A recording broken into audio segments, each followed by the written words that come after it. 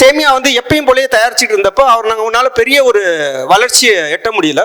எல்லாருக்கும் தெரியும் இந்த ரோஸ்டட் சேமியா வரைக்கும் வறுத்து அதுக்கப்புறம் தான் யூஸ் பண்ணுவோம். ஸோ இந்த வறுக்கிற ப்ராசஸை ஒன்று வந்து எலிமினேட் பண்ணணும்னு சொல்லி ஒரு இன்னோவேஷன் பண்ணி 1984 ரோஸ்டட் ஷார்ட் வெர்மிசெலி அப்படின்னு சொல்லி ஒரு ப்ராடக்ட்டை வந்து இன்ட்ரடியூஸ் பண்ணோம். எப்பயுமே வந்து ஹவுஸ் ஒய்ஃப்க்கு ஒரு வேலையை மிச்சப்படுத்தி கொடுத்தாலும் அந்த ப்ராடக்ட்டை கொண்டாடி தலைமையில வச்சு நமக்கு வாய்ப்பு கொடுப்பாங்க அப்படின்றது மாற்று கருத்து இல்லை.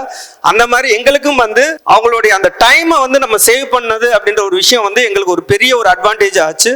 அதனால இந்த ப்ராடக்ட் வந்து ஒரு சக்சஸ்ஃபுல் ப்ராடக்டா உருமாற்ற முடிஞ்சது. ஸோ உங்க பிசினஸ்ல நீங்க யாரு சக்சஸ்ஃபுல் ஆகணும்னாலும் நீங்க இன்னோவேஷன் அப்படின்ற ஒரு விஷயத்த வந்து முன்னெடுக்கணும். ஏன்னா உங்களுக்குன்னு ஒரு யூஎஸ்பி நீங்க உருவாக்கலைன்னா அந்த பிசினஸ்ல நீங்க சக்சஸ்ஃபுல் ஆகவே முடியாது. அதாவது நாங்க அன்னைக்கு எல்லாரும் விற்கிற அதே சேமியாவே வித்துட்டு இருந்தோம்னா நாங்க இவ்வளவு பெரிய வளர்ச்சி ஆயிட மாட்டோம். ஒரு out of the box think பண்ணி இதை மக்களுக்கு வந்து ஒரு சின்ன ஒரு இன்னோவேஷன் பண்ணி ஒரு அவங்க டைமை குறைக்கணும் அப்படின்னு நாங்கள் எதிர்த்த முயற்சி தான் இன்னைக்கு வந்து இந்த பிராண்டை வந்து இவ்வளோ தூரத்துக்கு வந்து உயர்த்தி கொண்டு வந்திருக்கு.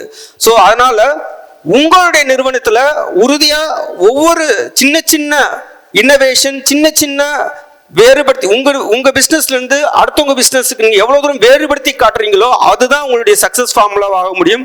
ஸோ எல்லாருமே வந்து இன்னோவேஷன் அப்படின்ற ஒரு விஷயத்த வந்து உங்க பிசினஸ்ல கொண்டு வாங்க.